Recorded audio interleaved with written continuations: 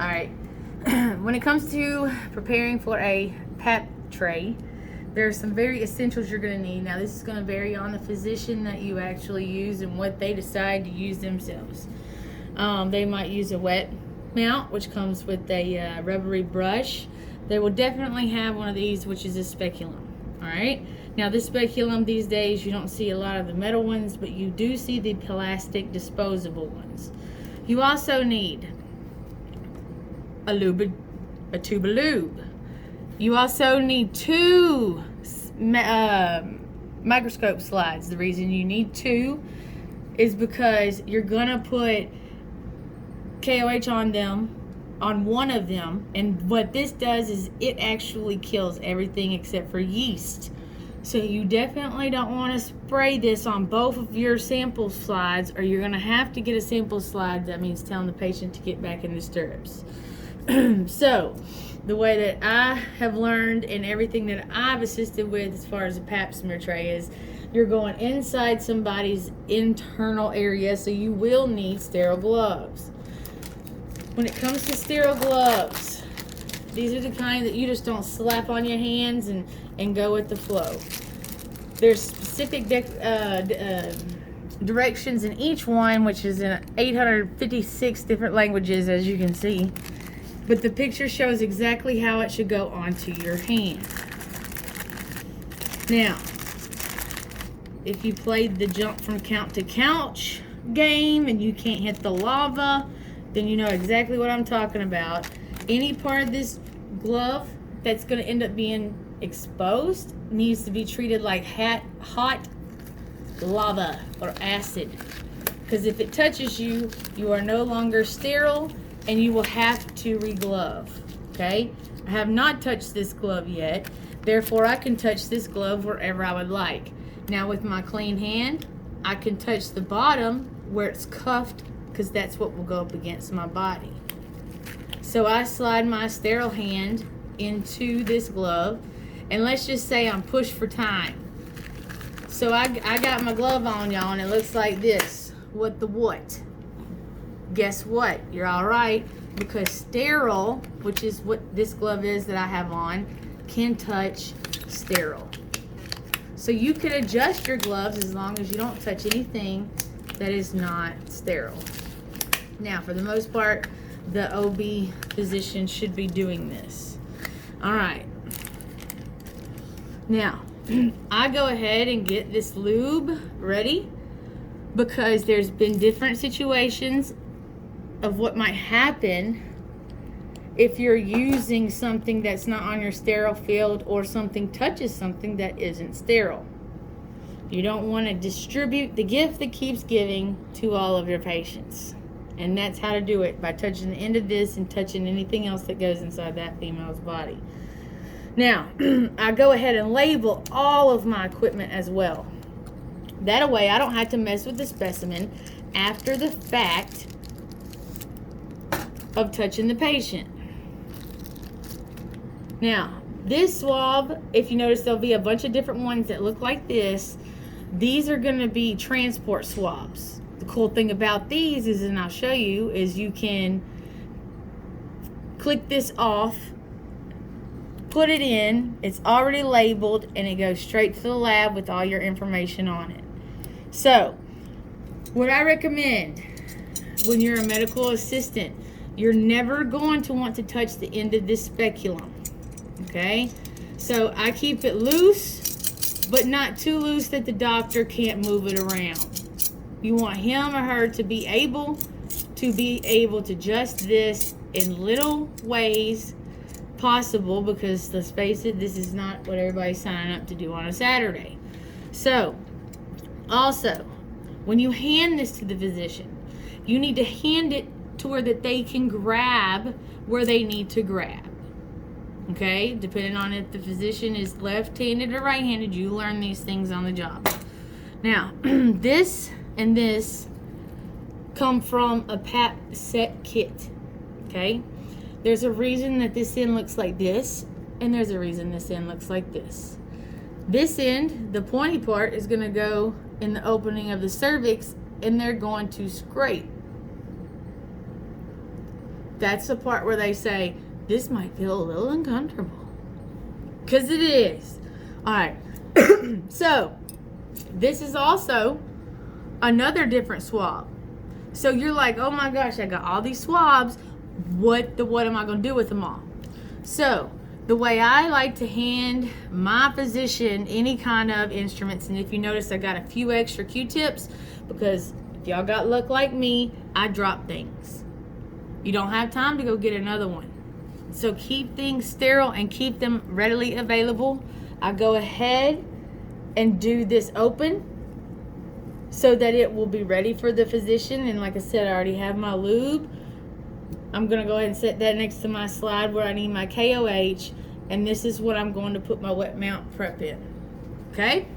So, as I hold this and I hand this to the physician to hold, they will insert the speculum. Everything prior to the end is not going to require lubrication. If we use lube before we get our samples, then we are not getting adequate samples and it's going to give a false reading. Okay?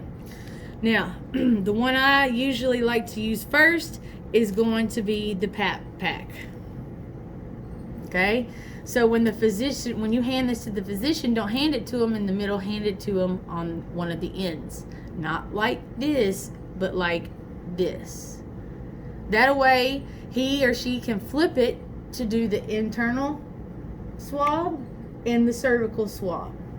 Now, once this is done, it will be ready to go back into the pack. The next thing, what they're going to use is, this is going to be an all-over swab. This is going to be your wet mount, wet prep. I leave that sitting in there until I can break the lid off and put the lid on it and have my patient's information on it. So what we're stuck left with right now is 2 Q-tips. These are the 2 that get most confused.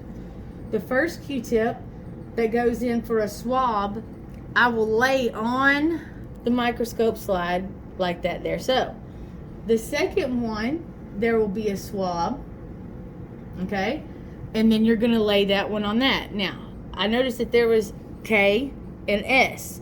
So K, what I'm going to use is my KOH. So after I swab this Q-tip on here to get any of those samples, I'm going to give it a squirt with some KOH Magic. Ta-da! This one will be simply just a swab. You want to have something to compare your yeast, if it's gone, to what isn't gone. This is very important. Now, the last thing that the physician's going to do is they're going to remove this speculum. And then they're going to ask for lubrication. So what you do is you slide your tray after you have all of your stuff set out, labeled, and the last thing, like I said, the last thing they're going to do, and some of these look different, y'all. Some of these are for any kind of STDs. It can be a number of different swabs. So after they take this swab, they're going to stick it in here. They're going to break the end of it, just like that there, and then put it on. It can be sent in a baggie like to LabCorp or somewhere around here, wherever your office is using their lab results from. These are very fancy and very popular because people would rather do with everything that's in it that's going to test it, rather than putting up with this is a result and that is a result. This is an indefinite result. So now that everything's complete with the pap smear, the last thing the physician is going to ask for is lube. Okay, what I do is I show him or her where the lube is, and what they'll do is they're going to gather it all like this. And that's when they're going to insert their dominant hand, and they're going to palpate the uterus and the ovaries through the vaginal wall orifice to feel for any abnormalities. This is why this has to be last. Otherwise, this is what all your Q-tips are going to have on it, and that's not going to give you a very good result. Now, I will also demonstrate. That is all the correct way to do it, okay, besides the Q-tip and the KY. But a lot of places around here, and this is a true story, the physician usually holds out their hand and you take the loop tube and you put it on here. That is the correct way. Now, around here, somewhere close, probably, y'all have heard of the place. But what happened is we had an assistant, not from here, just at the office, that when she was, or he was doing this, they were doing that as if it was toothpaste. Now let me tell you something. Everybody else that used that same tube got a special gift from their OB, which probably had a lot to do with fighting at home of, I didn't cheat, you didn't cheat, but somebody did. And the last place you'd expect it from is who they trust most, you, the doctor's office. So, when all these are labeled, put back into their actual place, then I go ahead and change my sterile gloves because these are for sterile use. Okay? Then you take these, you can put them on your tray. Now, everything you need to take off of here to label or that you need to make sure has a name on it to put in a biohazard bag it can stay on this tray. Now, this one right here will break. I swear it will. Do you put on more gloves or you do that before? I would still have on my sterile gloves. I wanted to see if this would break. Usually these break off and then the lid would go on top of this. Right. Okay? We're making do, folks. We're making do. But then after you remove everything that needs to be sent to LabCorp or whatever lab you use, then you need to not just put this back up in the cabinet. You don't know who cleaned or who walked by. Something jumped off of somebody. You need to spray all of this with disinfectant that's not trash and then send it. Okay? Any questions?